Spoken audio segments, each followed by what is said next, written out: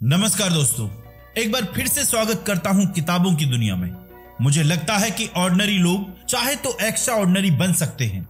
ये बात billionaire Elon Musk ने कही थी। तो ऐसी क्या चीज है जो उनको और बाकी दूसरे बिलियनियर को भीड़ से अलग करती है? क्या ये पैसा है या फेम या उनका लक? एलन मस्क कोई मल्टी मिलियनियर पैदा नहीं हुए थे। सेम चीज स्टीव जॉब्स, जॉन डी और रॉकफेलर के साथ भी है।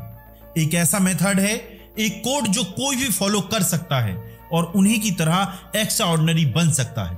और यही बात आप इस बुक समरी से सीखने वाले हैं। हर चीज पहले आपके दिमाग से शुरू होती है। तो सबसे पहले आपको अपनी थिंकिंग बदलने की जरूरत है। जैसे कि वो एप्पल इंक का स्लोगन भी कहता है, थिंक डिफरेंटली। दोस्तों, इस बुक समरी में आपको अपने फ्रेम ऑफ माइंड चेंज करने का तरीका सिखाया जाएगा।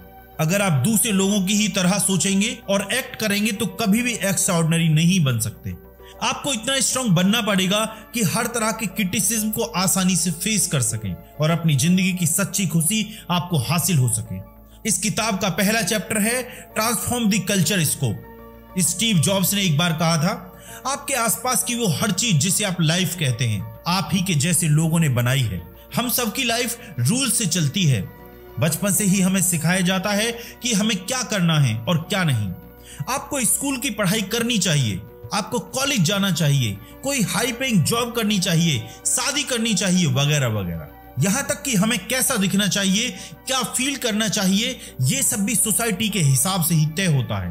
क्या रीजन है इसके पीछे? दरअसल सोसाइटी ने हमारे लिए ये रूल्स बनाए हैं और हम इन रूल्स, आइडियाज, बिलीफ और प्रैक्टिस के समंदर में तैरने वाली फिश की तरह है।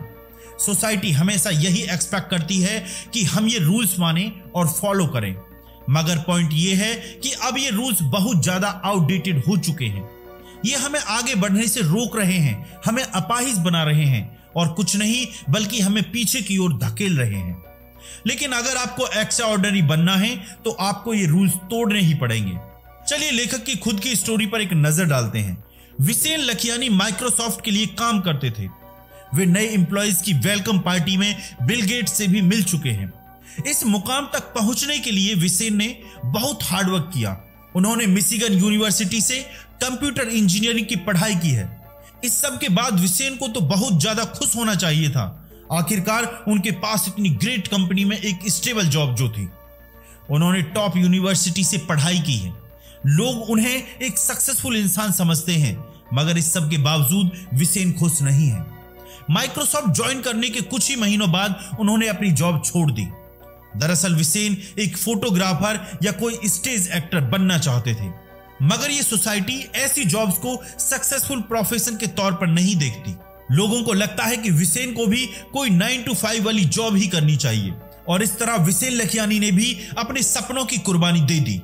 दोस्तों, नेक्स्ट चैप्टर है क्या रूल्स सही हैं? आज जो रूल्स हम फॉलो कर रहे हैं, हमसे पहले वाले लोगों ने बनाए थे। अगर देखा जाए तो ये रूल्स कुछ नहीं है, बस लोगों की ओपिनियन है और हम सिर्फ इसलिए इन्हें फॉलो करते हैं क्योंकि ये हमारे पैदा होने से भी पहले चले आ रहे हैं। जब हम कोई डिसीजन लेते हैं तो हमें लगता है कि हम रेशनल हो रहे हैं। हमें लगता है कि हमारा फैसला सिर्फ हमारे माइंड से निकला है, मगर हम माने या ना माने, हमारी हर सोच हमारे दोस्तों, परिवार और कल्चर से कहीं ना कहीं इन्फ्लुएंस होती रहती है। वैसे अपना ट्रेडिशन फॉलो करने में कोई बुराई नहीं है, लेकिन आप ही देखिए कि हर दिन दुनिया कितनी तेजी से इवॉल्व हो रही है। तो जो इसके रूल्स हैं, बिलीव्स हैं, आइडियाज हैं, वे भी तो इवॉल्व होने चाहिए। अगर आप भी उन्हीं चीजों में बिलीव करेंगे जिनमें सब करते हैं तो आप रैशनल नहीं हैं। अगर आप बिना सोचे समझे चीजों को यूं ही एक्सेप्ट करते रहेंगे तो आप कभी भी एक्स्ट्रा ऑर्डिनरी नहीं बन सकते। इसलिए रूल्स पर सवाल उठाएं, क्योंकि आपके पास सोचने के लिए एक दिमाग है। रूल्स चाहे राइट हो या रॉन्ग, आप अपने डिसीजन खुद लें। ब्लाइंडली कुछ भी फॉलो नहीं करें।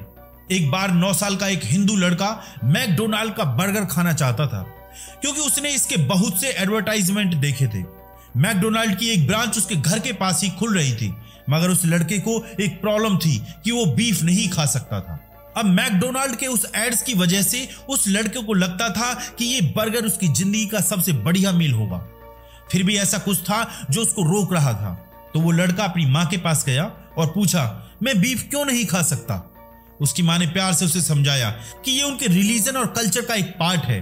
फिर भी लड़का क्यूरियस हो रहा था। बाकी लोग भी तो बीफ खाते हैं, तो हिंदू क्यों नहीं खा सकते? उसने फिर पूछा। तो उसकी माँ ने कहा, तुम खुद ही जाकर क्यों नहीं पता कर लेते? तो इस 9 साल के लड़के ने एनसाइक्लोपीडिया पढ़ा तो उसे पता लगा कि हिंदू लोग काऊ को बड़ा यूजफुल मानते थे, क्योंकि ये उनकी फार्मिंग में बड़े काम आती थी।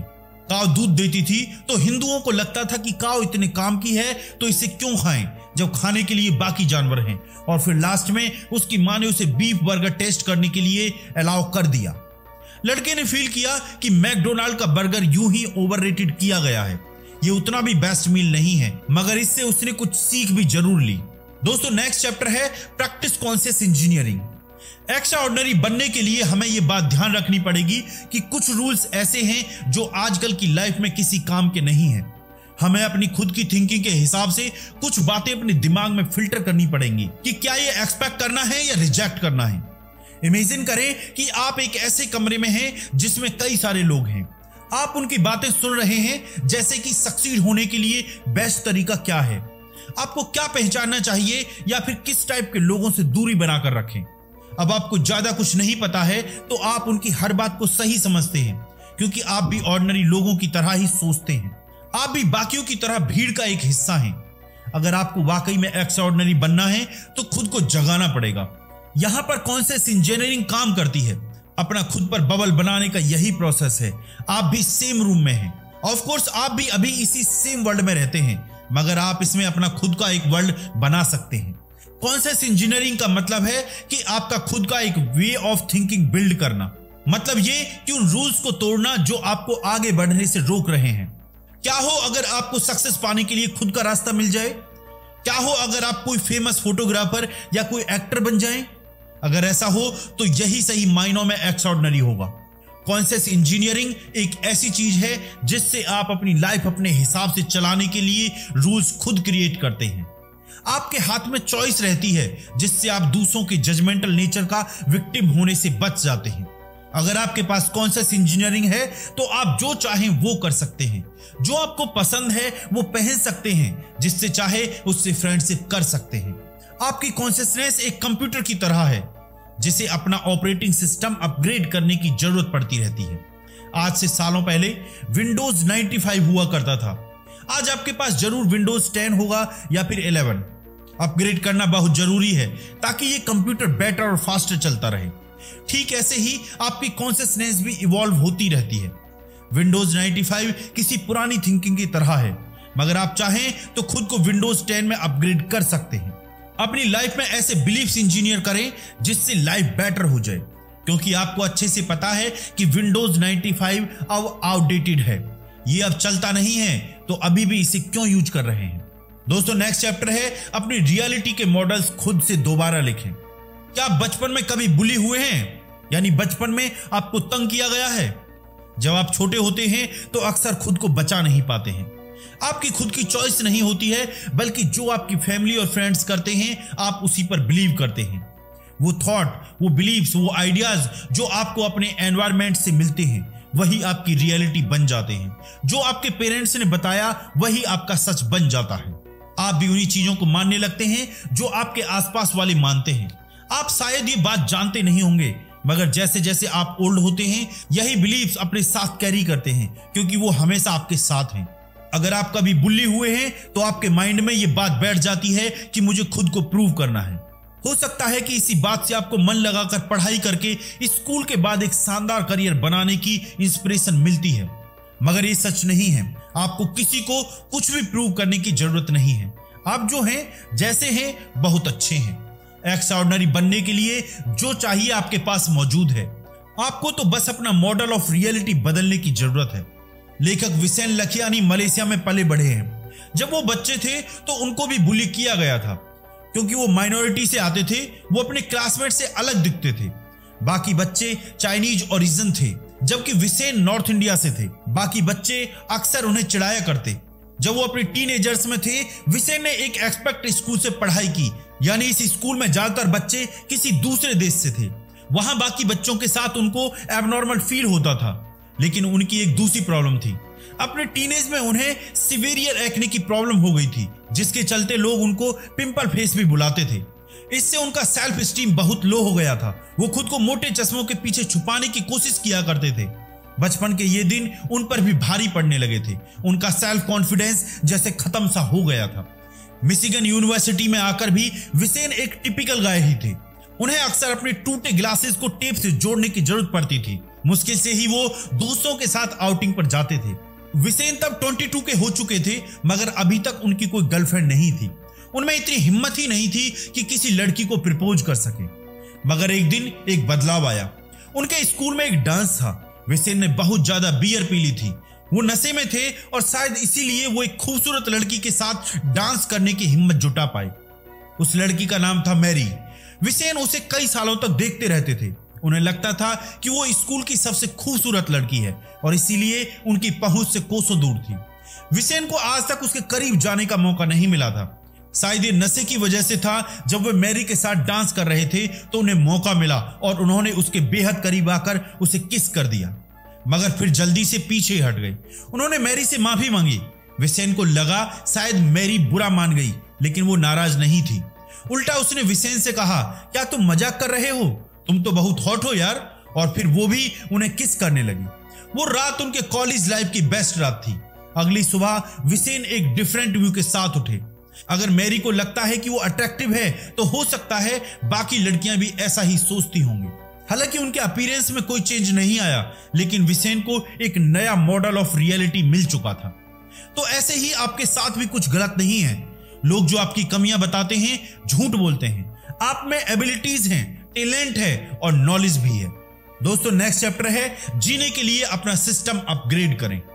एक बार जब आपकी थिंकिंग चेंज कर लेंगे तो आपके जीने का तरीका भी चेंज हो जाएगा। अगर आपकी नई रियलिटी स्ट्रक्चर्ड और वेल डिफाइंड है तो आप पुराने सिस्टम से छुटकारा पा सकते हैं। सोचिए जरा, आप बचपन से इसी सोच के साथ जी रहे हैं तो इतनी आसानी से ओल्ड आइडियाज से छुटकारा नहीं मिलेगा। आपकी फाउंडेशन जरूर बढ़िया होनी चाहिए। आपके पास ऐसा स्ट्रॉन्ग सिस्टम होना चाहिए जिससे आप ओल्ड हैबिट्स की तरफ वापस ना जा सकें। ऐसे 3 स्टेप्स हैं जिन्हें फॉलो करके आप अपना लिविंग सिस्टम अपग्रेड कर सकते हैं। पहला है रिसर्च। आपको लाइफ में अप्लाई करने के लिए नए आइडियाज ढूंढने होंगे। इसके लिए आप बुक्स पढ़ सकते हैं, आप कॉन्फ्रेंस अटेंड कर सकते हैं या ऐसे वीडियो देख सकते हैं जो इसमें आपकी हेल्प कर सकें। आपको ओल्ड आइडियाज का रिप्लेसमेंट ढूंढना ही होगा। जितनी दुनिया अब तक आपने जानी है उससे कहीं ज्यादा बड़ी दुनिया आपका इंतजार कर रही है। सेकंड स्टेप है रिफ्रेश। हर सिंगल डे को इंप्रूव करने की कोशिश करें। थर्ड स्टेप है अपनी प्रोग्रेस मेजर करें। आपका नया सिस्टम कितना स्ट्रांग है?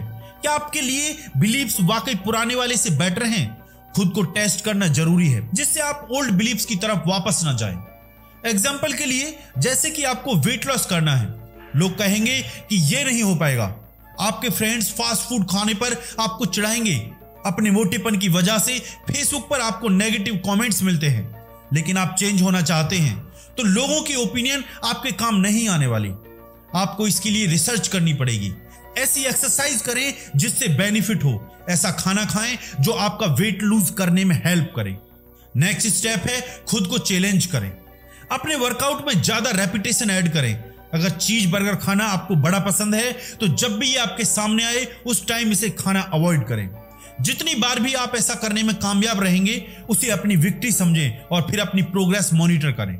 आप में कितना चेंज आया? क्या आप ये नया बॉडी वेट मेंटेन कर पाएंगे? क्या आपको बेटर फील हो रहा है? ये आपकी लाइफ है तो आपको सारे बहाने छोड़ने होंगे। लोगों के नेगेटिव कमेंट्स को अवॉइड करना होगा। किसी भी कीमत पर समझौता ना करें। आप कुछ बड़ा करने के लिए ही बने हैं, कुछ एक्स्ट्राऑर्डिनरी। दोस्तों, नेक्स्ट चैप्टर है बेंड रियलिटी। जिस वर्ल्ड को आप जानते थे अब आप उससे फ्री हो चुके हैं, तो उस वर्ल्ड को एक्सप्लोर करें जो आपने क्रिएट किया है। आपकी लाइफ इससे और भी ज्यादा एक्साइटेड हो जाएगी। आप पहले से बड़े बन गए हैं और पहले से ज्यादा बड़ा करने के लिए रेडी हैं। रियलिटी बेंड करना ऐसा है जैसे आपको ये बिलीव होने लगे कि लक हमेशा आपके साथ है। ये यूनिवर्स आपके लिए रास्ते बना रहा है, जिसका मतलब है कि आप सब कुछ कर सकते हैं और अब आपके लिए कुछ भी इम्पॉसिबल नहीं है। लेकिन आप ये अचीव कैसे करेंगे? सबसे पहले तो एक विजन रखें। हर दिन आपको उस गोल की तरफ बढ़ना होगा।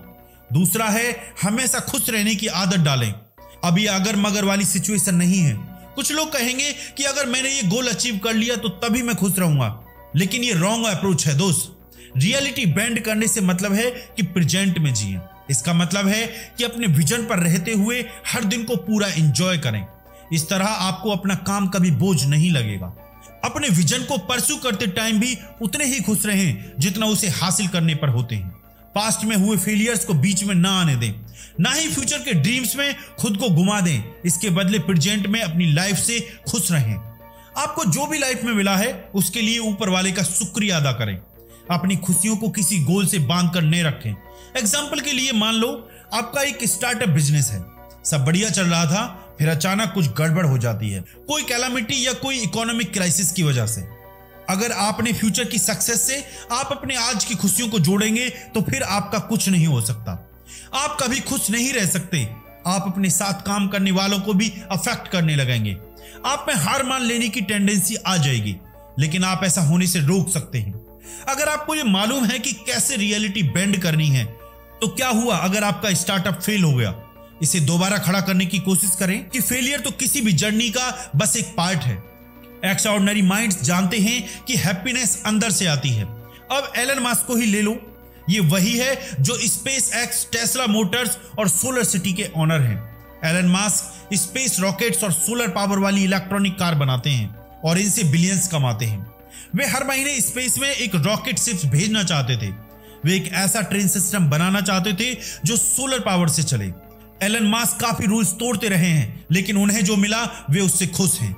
वे हर दिन अपने इंजीनियर्स को देखते हैं, उन मशीनों को चेक करते हैं जो उनकी कंपनी बनाती है, यहां तक कि वीकेंड में भी काम करते हैं। लोगों के क्रिटिसाइज की परवाह किए बगैर वे हमेशा अपना काम करते रहे हैं।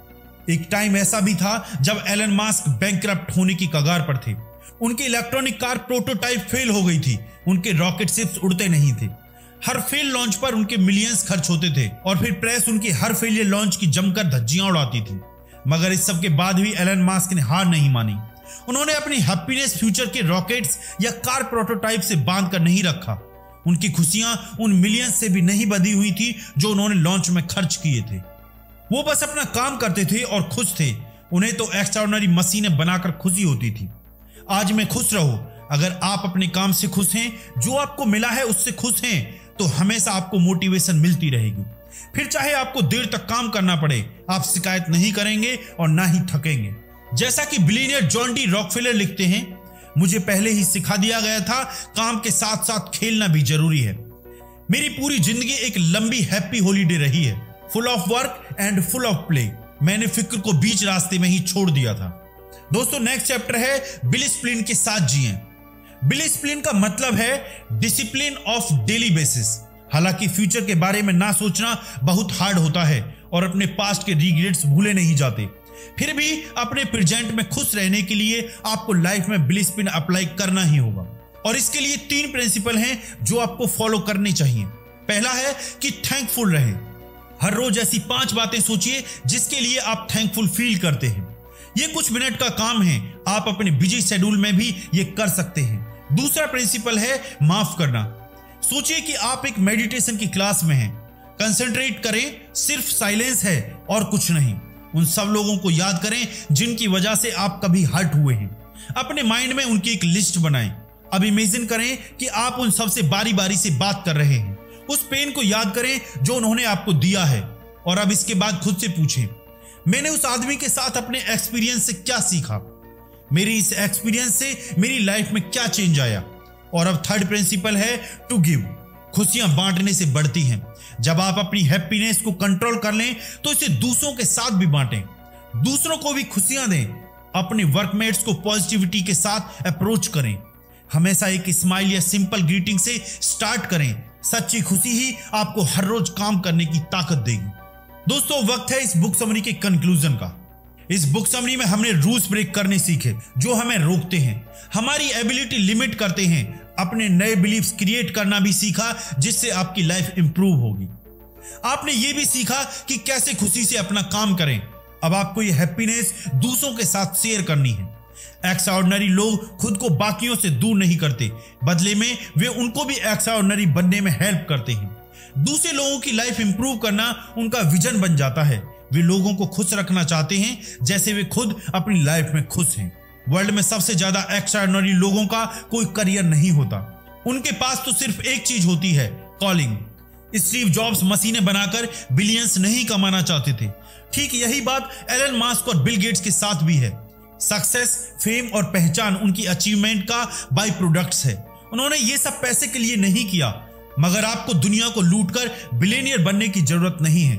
आप कोई पेरेंट हो सकते हैं जो अपने बच्चे को सही ढंग से पालने की कोशिश में लगा है, या कोई सिंपल एम्प्लॉय हो सकते हैं। पॉइंट बस ये है कि आप अपना बेस्ट करें, लिमिटेशन की परवाह ना करें, अपनी कॉलिंग खुद ढूंढें, जो भी करें दिल से करें, खुश होकर करें और साथ ही दूसरों को भी खुशी दें, और फिर देखें आप कैसे एक्स्ट्राऑर्डिनरी बन जाएंगे।